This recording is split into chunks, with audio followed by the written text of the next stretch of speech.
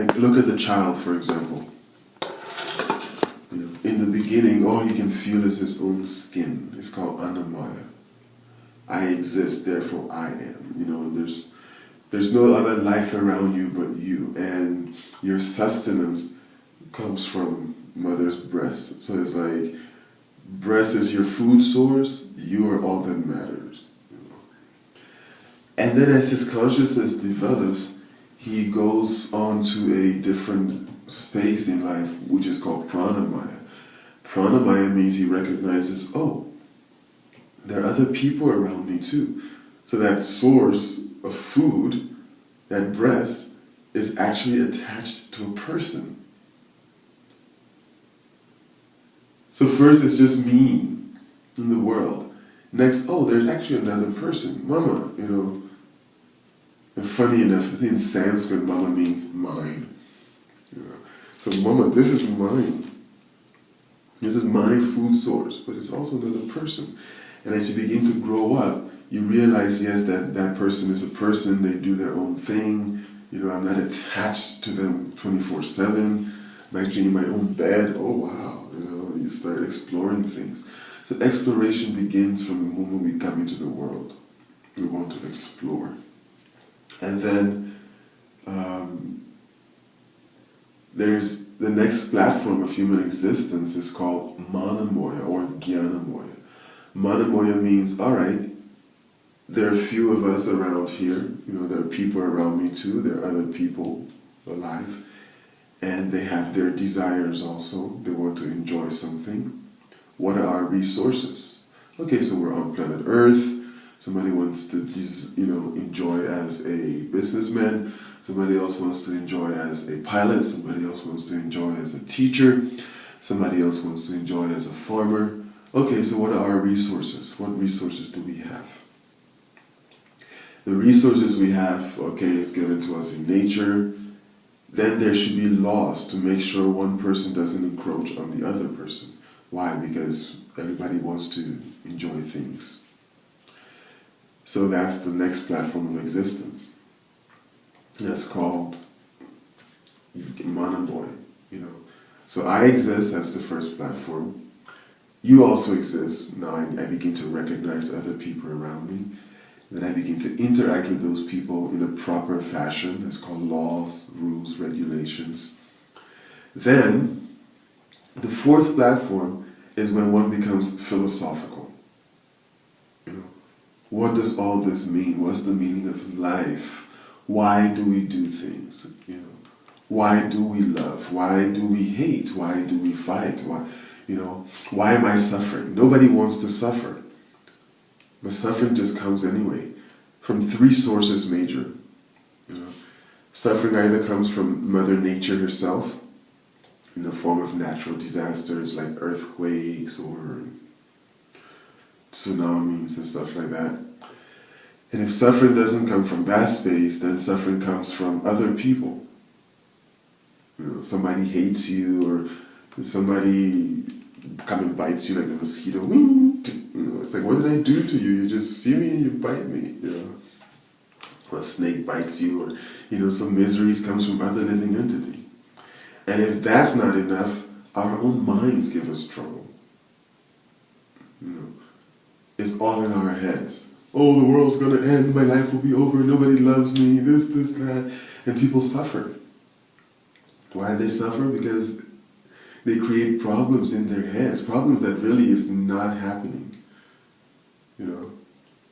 Problem that really is not happening, something that's not there. We make up our mind that it is there. We don't go actually and see. We don't inquire and with knowledge. It's just, maybe the world's going to end. Oh yeah, maybe somebody's trying to do this. Or maybe. So people freak out. So from that platform, when you begin to philosophize and get real knowledge on how life runs, therefore you have the Vedic culture, which gives you so much knowledge, like Bhagavad Gita and all the other Vedic literatures, thousands of literatures. When one reads and put these things into practice and sees in one's life the practical application of knowledge, and it makes you happy, Then comes the final platform of human existence, which is actually the existence of the soul itself. It's called Anandamaya, the happy platform, the blissful platform. It's a blissful platform because now you understand things as they are. You're not worried. You're not, you're not suffering anymore because now you see things in their proper perspective.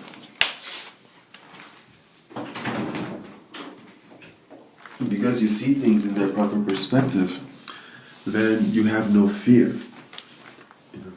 Because there's no fear, then you're happy. So if people can come to this platform of realization, then the whole world will be happy. Because everybody will realize, okay, what's mine, what's not mine, what do I have in this life that I'm meant to enjoy? They will understand. Pain is inevitable. Nobody wants it. It's going to come anyway. You don't find people like in line for unhappiness. Hey, I have 3 cups of sadness, please. You don't find that. Nobody wants unhappiness. But just how there's birth and death, there's happiness and distress. They're just different sides of the same coin. So if you're holding one side of the coin, that means you're holding the other side also. So you have to accept, everything as it is. And then you live. But from the spiritual perspective, you live on a high platform because you're not bewildered by these things. You don't think, oh, my world's going to end and all of this will be finished. And your world never ends. You're an eternal being. You're a spiritual being. So for the spirit soul, this world never ends. For the materialistic-minded person means it's not about the materials they have.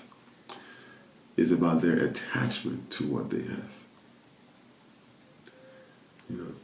You can have a spiritualist who owns millions and billions of assets.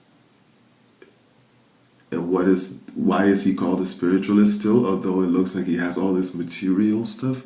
It's because of his consciousness towards it. He's not attached to it. If he loses these things, it's not the end of his life. He's not attached to the house, he's not attached to the car, he's not attached to the children or the wife is not attached to the husband. Why? Because she knows these things aren't mine. I didn't,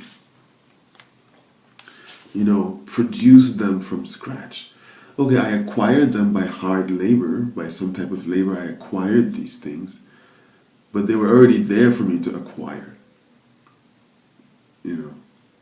Nobody manufactures something. And if it's yours, then why is it something that's yours, nobody can take away. If something is yours, nobody can take it away. So you go and buy a new car. That means the car wasn't yours. The car belonged to, Toyota or Honda or whatever. And now you had to pay something to get that car. But the very thing you had to pay, your money, it wasn't yours to begin with. You had to work for somebody in order to get that money. So if we look at the world from that perspective, we see actually nothing belongs to me. We're all just trading assets. So I have money, I'll give you money, you give me car. Okay, I have food, I'll give you money, you give me food. I have, we're all trading different things. Even when it comes to love. The woman thinks, well, I need a husband, man thinks I need a wife. Okay, you're preferable, you're compatible. Sure, let's live together. So this is how people can properly understand how life works around them. Is that we're travelers here, we're spirits passing through. We are allowed to use different things. We use those things properly without some attachment to it, because it's not ours anyway. The reason we suffer like I'm losing something is because we think it's mine. Because we think it's mine. When one understands nothing is mine, then one can engage with everything and everybody in such a happy way. You know? Because if even I'm just hanging out with that person for 1 minute, I hang out with that person for that beautiful minute, have a great time, and move on. But people don't want to move on. People want to let the moments last forever. So we put it on video, we put it in pictures. Okay, cool. Videos and pictures are nice. Like I went back home to Africa and all the pictures that we had growing up as a kid during the Civil War, all of those got destroyed. You know. And my mom's pretty far out. She's like, yeah, this is the effects of war. Some people will be freaking out. Oh, all those good memories gone. No, the memories aren't gone. You know, the pictures are gone. The memories are there in your head. You can bring it out whenever you want. So the world needs to not be so external. People need to go internal. That's where we find our happiness.